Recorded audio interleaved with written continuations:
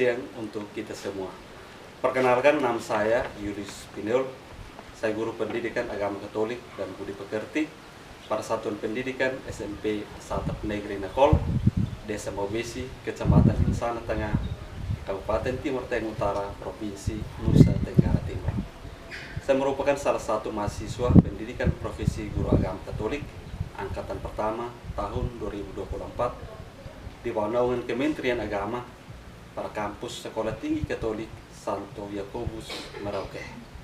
Pada hari ini saya akan melaksanakan proses pembelajaran sebagai pelaksanaan ujian kinerja yang merupakan salah satu tahapan yang harus dilalui dalam proses PPG yang sedang saya ikuti. Adapun tema pembelajaran yang akan saya laksanakan adalah Yesus pemenuhan janji Allah. Materi pendidikan agama Katolik kelas 8. Proses pembelajaran yang saya laksanakan ini saya tampilkan pada video berikut ini. Sekian dan terima kasih.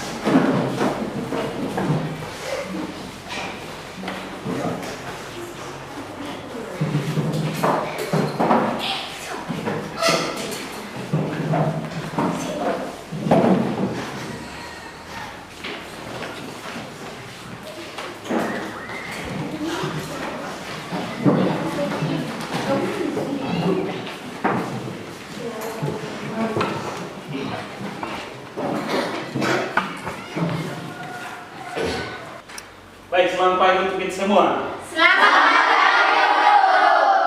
Apa kabar? Kabar baik, Guru. Tepuk tangan. Bersyukur bahwa pada kesempatan hari ini kita boleh dikumpulkan kembali dan tinggal di atas saja. Rekan-rekan yang baik, sebelum kita memulai dengan kegiatan pembelajaran kita hari ini, baiklah kita mengawali dengan doa bersama. Untuk itu, saya mengundang kita semua untuk bangkit berdiri. Dan saya meminta salah satu teman dari antara kita untuk mengangkat kita dalam doa. Silakan berdiri. Pak Guru dan teman-teman, marilah kita berdoa dalam nama Bapa Dan Putra dan Roh Kudus. Amin. Allah Bapa yang penuh kasih, puji dan syukur kami haturkan kehadirat-Mu atas berkat rahmat dan senantiasa Kau limpahkan kepada kami. Saat ini kami ingin semakin mengenal Putra-Mu Yesus Kristus yang adalah pemenuhan janji-Mu yang sungguh manusia dan sungguh Allah bagi kami. Bukalah hati dan pikiran kami agar kami semakin mampukan untuk menghayati ajaran-ajaran-Mu melalui Putra-Mu Yesus Kristus. Engkau kami puji ya Bapa, kini dan sepanjang masa. Amin. Dalam nama Bapa Dan Putra dan Roh Kudus. Amin. Silakan dulu. Terima kasih, Guru. Baik adik-adik, apakah semua hari ini hadir? Ada semua, Pak Guru. Mari kita tepuk tangan. Baik adik-adik, sebelum kita memulai, kalau saya bilang selamat pagi, kita tepuk tangan satu kali. Kalau saya bilang selamat siang, kita tepuk tangan 2 kali. Kalau saya bilang selamat sore, kita tepuk tangan 3 kali. Dan kalau saya bilang selamat malam, Anda tidak perlu tepuk tangan. Tangan cukup seperti ini. Paham? Paham. Ya, kita mulai. Saya minta untuk kita semua konsentrasi. Selamat pagi. Selamat pagi. Selamat siang. Selamat sore. Selamat sore. Selamat malam. Nah, ya, kita tangan.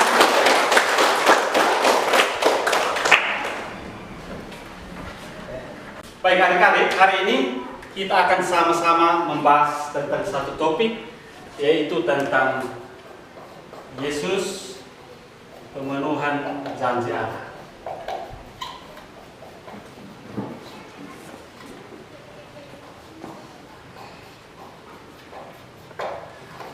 Yesus pemenuhan janji Allah. Baik, setelah kita melihat tema ini, mungkin dalam pikiran adik-adik terlintas kira-kira menurut adik-adik janji itu apa? Ada yang tahu janji itu artinya apa? Baik, Pak. Ya, silakan. Janji adalah utang. Janji adalah utang. Bagi tepuk tangan. Apa yang lain? Saya, Pak. Ya, silakan. Janji adalah komitmen yang dihormati dan dilaksanakan dengan sungguh-sungguh. Janji adalah komitmen yang harus dijalankan secara sungguh-sungguh. Terima kasih untuk kedua teman kita yang sudah mencatat. Kan saya mau tanya lagi, mungkin dalam keseharian hidup kita, mungkin ada yang pernah membuat janji. Silakan berikan contoh. Ya, silakan. Saya pernah berjanji kepada orang tua untuk pergi ke gereja, tetapi bangun terlambat. Teman kita pernah berjanji bahwa dia akan pergi ke gereja, tapi karena bangun terlambat. Perbuatan yang baik atau tidak? Tidak. Berarti dia mengikat janji.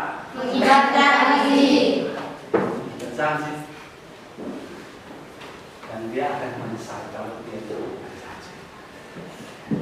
Untuk kita semua dalam keseharian hidup kita tidak boleh mengikat janji.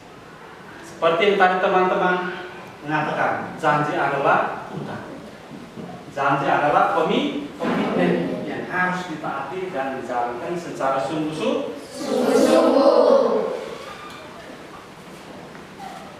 Baik adik-adik, adapun tujuan pembelajaran kita hari ini adalah di mana kita akan dimampukan untuk memahami ajaran kitab suci dan ajaran gereja tentang makna Yesus sebagai Allah yang menjelma menjadi manusia, yang mewartakan kerajaan Allah melalui sabda dan tindakan, sehingga semakin bersyukur atas nilai-nilai kerajaan Allah yang diwartakan oleh Yesus.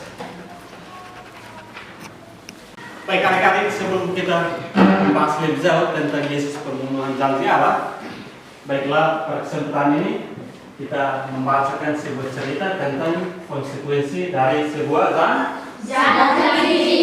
Begitu saya memberikan kesempatan kepada salah satu teman dari antara kita untuk boleh membacakan cerita tersebut. Silakan.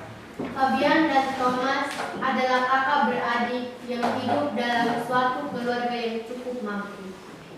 Keduanya mendapat fasilitas yang cukup dari orang tua mereka. Setiap anak telah diberikan handphone terbaru yang canggih. Sayangnya, mereka kurang dapat memanfaatkan sarana tersebut secara bertanggung jawab. Mereka lebih sering dan asik bermain game online dengan menggunakan HP tersebut. Alhasil, nilai ulangan harian mereka menjadi jelek, melorot jauh di bawah KKN. Ya, terima kasih. Baik adik-adik, setelah kita mendengar cerita tadi, itu memiliki banyak kesan untuk kita harus pahami bersama. Seperti yang tadi adik-adik sudah katakan, bahwa ya, mereka salah menggunakan kepercayaan yang diberikan oleh orang tua. Karena gara-gara HP, maka mereka lebih asik untuk menonton HP dibandingkan belajar. Perlu kita ketahui adik-adik bahwa untuk tepati janji, kalian harus memerlukan suatu pengorbanan. janji sebagai anak-anak yang bertujuan untuk mewujudkan sebuah cita-cita. Supaya masa depan kita mencari lebih baik, maka kita harus berjanji pada diri. Harus belajar. Suatu saat saya harus menjadi manusia yang berguna untuk bangsa dan negara. Kita harus belajar. Harus tanamkan dalam diri. Harus berjanji dalam diri sendiri. Harus punya komitmen untuk belajar secara sungguh-sungguh sehingga memperoleh nilai yang baik. Tidak seperti Fabio dan Thomas. Mereka saling menggunakan kepercayaan diri. Sehingga pada akhirnya nilai mereka mencari. Bisa paham? Bisa. Terima kasih. Baik adik-adik, setelah kita mendalami secara bersama-sama cerita tersebut, pada kesempatan ini kita akan sama-sama mendalami materi kita hari ini dalam teks kitab suci. Untuk itu kita akan dibentuk dalam kelompok, kita akan berdiskusi bersama untuk membahas tentang materi Yesus pemenuhan janji Allah. Sepaham? Bisa. Itu saya memberikan kesempatan kepada kita untuk membentuk kelompok seperti yang sudah Pak bagikan beberapa waktu yang lalu. Silakan. Silakan bantu untuk bentuk kelompok.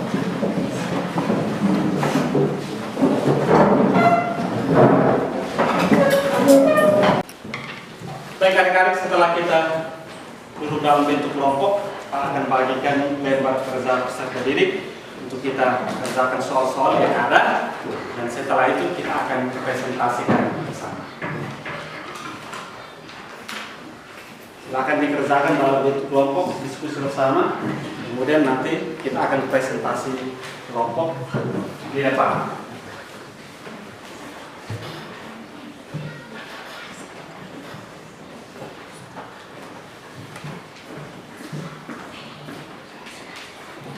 Ya, silakan dalam kelompok diskusikan bersama.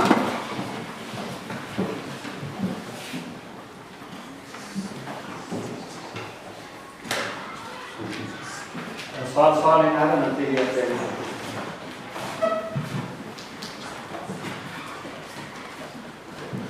baik adik-adik, sudah selesai diskusi? Sudah. Itu saya mempersilahkan kelompok 1 untuk mempresentasikan hasil diskusi. Silakan.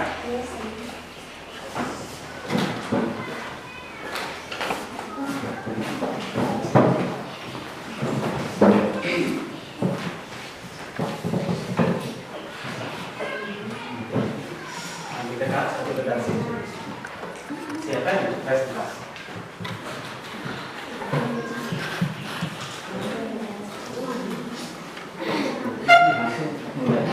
Silakan.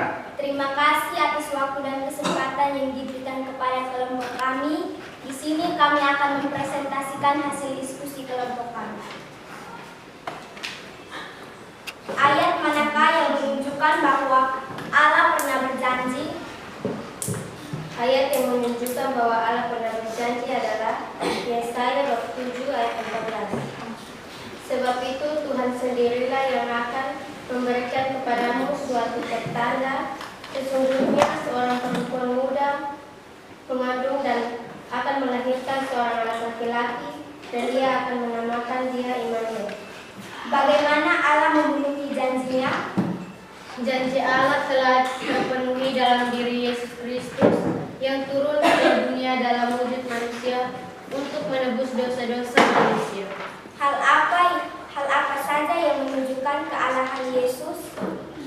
Hal-hal yang menunjukkan kealahan Yesus adalah Yesus mengubah air menjadi anggur, Yesus menyembuhkan orang buta, Yesus membangkitkan orang mati, Yesus menyembuhkan orang kusta, Yesus menyembuhkan orang bisu. Baik adik-adik, setelah kita diskusi bersama, sudah mendalami bersama dalam kelompok, seperti yang tadi kita sudah dengar presentasi dari kelompok 1. Pada kesempatan ini saya akan menyimpulkan materi seperti yang tadi adik-adik sudah gumuli bersama dalam kelompok. Yang pertama, bahwa dalam hidup bersama dengan orang lain manusia mengalami tidak dari hari-hari orang berjanji karena cinta, rasa tanggung jawab dan juga hal-hal lain. Yang kedua, ada berbagai alasan seperti yang tadi saya katakan. Ada berbagai alasan yang mendorong orang untuk membuat janji. Rasa cinta, tanggung jawab, ingin membahagiakan orang lain, dan juga ingin mewujudkan suatu cita-cita. Seperti yang tadi di awal saya katakan. Untuk mewujudkan suatu cita-cita ke masa depan, maka kita harus berjanji dalam diri kita bahwa kelak saya harus menjadi manusia yang berguna. Yang berikut, setelah coba tarik dia, di sini ada gambar apa? Laki-laki dan perempuan. mereka dibuat apa? Tubuh. Bapak pukul. Mereka baku pukul mungkin karena ada masalah.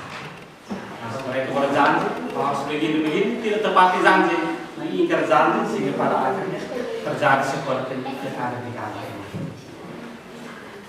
Yang berikut, janji yang telah diungkapkan membawa konsekuensi baik bagi diri orang yang berjanji maupun orang yang menepati. Seperti yang kita lihat, mungkin karena dia mengingkar janji, konsekuensi dari janji. Dia tidak tepati janji sehingga pada akhirnya bisa dapat pukul. Yang berikut, oleh karena itu janji harus ditepati dan dijalankan dengan setia supaya tidak terjadi seperti yang ada. Pengingkaran terhadap janji akan menimbulkan kekecewaan, tetapi janji yang ditepati akan mendatangkan kebahagiaan dan rasa syukur dan juga memperbesar kepercayaan dan juga menumbuhkan persaudaraan yang lebih. Sekali kita berbohong, kita menipu, maka selanjutnya orang akan hilang kepercayaan. Sampai sini paham?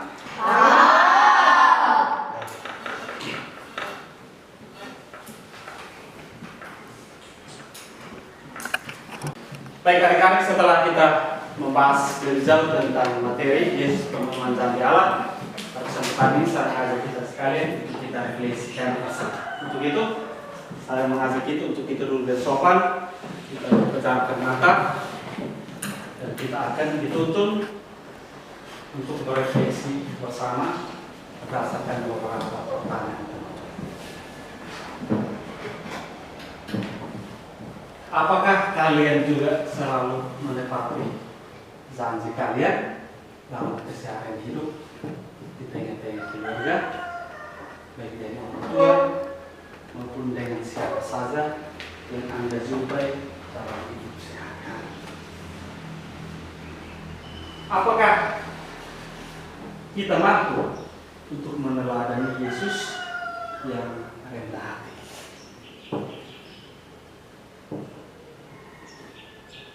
Maukah kita meneladani Yesus dengan bersolidar kepada sesama dalam kehidupan kita sehari-hari?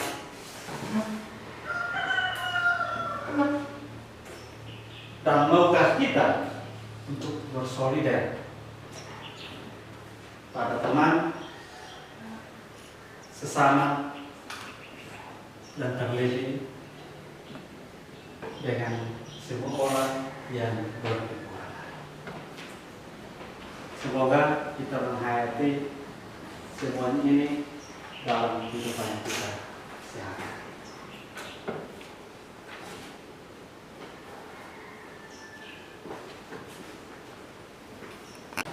Baik, adik-adik, mari kita mengakhiri seluruh rangkaian pertemuan kita hari ini dengan doa bersama. Untuk itu saya minta salah satu teman kita untuk mengangkat kita dalam doa. Silakan berdiri. Bapak Guru dan teman-teman, marilah kita berdoa dalam nama Bapa Ya Bapa yang penuh kasih, kembali kami menghaturkan puji dan syukur kepadamu. Kami telah memahami bahwa Engkau adalah pemenuhan janji Allah. Kami telah memahami bahwa Engkau sungguh Allah dan sungguh manusia. Ajarlah kami ya Bapa, untuk dapat semakin mengenal Putramu, untuk dapat semakin mampu meneladani Putramu dengan mau bersikap rendah hati, solider pada orang yang menderita. Engkau kami puji ya Bapa, kini dan sepanjang masa.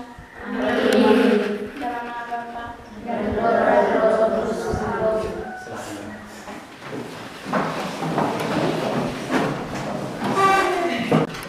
Baik adik-adik, dengan demikian pertemuan kita untuk hari ini cukup sampai di sini.